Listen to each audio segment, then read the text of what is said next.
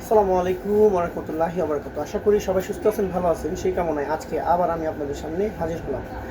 আজকে কথা হলো মুখের মধ্যে, শীতের মধ্যে যে মুখে ডেড সেল অথবা মৃত কোষ যে জমে যাচ্ছে, এই যে এরকম মৃত কোষ যে জমছে, এই মৃত কোষ দূর করার জন্য ঘরোয়াভাবে আপনারা হাতের কাছে যা থাকবে তা দিয়ে কীভাবে আপনারা এই মৃত কোষ থেকে আপনারা রক্ষা পাবেন।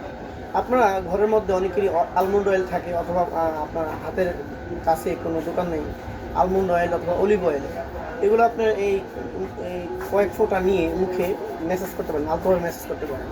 এর মধ্যে প্রচুর পরিমাণ ভিটামিন ই আছে, যার কারণে মুখটা আপনার সফট হবে এবং মুখের আর্দ্রতাটা অনেকাংশে বজায় থাকবে, ত্বকটা নরমও রাখতে সাহায্য করবে। এছাড়া সপ্তাহে আপনার 2 থেকে 1 বার অন্তত আপনার স্ক্রাবিং করতে চেষ্টা করবেন। ভালো স্ক্রাব, ব্র্যান্ডিং স্ক্রাব দেখে স্ক্রাবিং করে আলতো করে স্ক্রাব করবেন।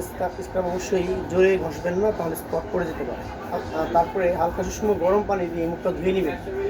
মুখ ধোয়ার পরে আপনার একটা ময়শ্চারাইজিং ক্রিম অবশ্যই লাগাবেন, তাহলে দেখবেন আপনার স্কিনটা আস্তে আস্তে প্রাণবন্ত হয়ে গেছে।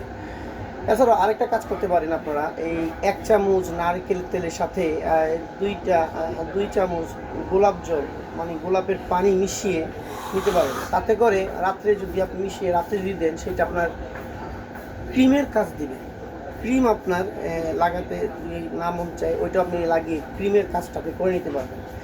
এছাড়া আপনারা অ্যালোভেরা জেলের সাথে গোলাপ জলের পানি মিশিয়ে যদি আপনি মুখে লাগান, সেই ক্ষেত্রে আপনার ত্বক শান্ত থাকবে এবং আর্দ্রতা বজায় থাকবে। এবার যদি আপনারা নিয়মিত আপনার মুখের পরিচর্যা করতে পারেন, আশা করি আপনাদের এই ডেড সেল অথবা এই যে আপনার মুখের যেই দেখবেন এরকম খসখস হয়ে গেছে, এই ভাবগুলো চলে গেছে এবং মুখটা লাবণ্যময়ী থাকবে, সুন্দর থাকবে। সবাই সুস্থ থাকবেন, ভালো থাকবেন। অবশ্যই ভালো ব্র্যান্ড দেখে প্রোডাক্ট কিনবেন, সবসময় যেটা বলি, ভালো দোকান থেকে প্রোডাক্ট কিনতে চেষ্টা করবেন এবং নকল পণ্য থেকে দূরে থাকবেন। সব এখানে আমি লাইভ শেষ করছি। আসসালামু আলাইকুম ওয়া রাহমাতুল্লাহি ওয়া বারাকাতুহু।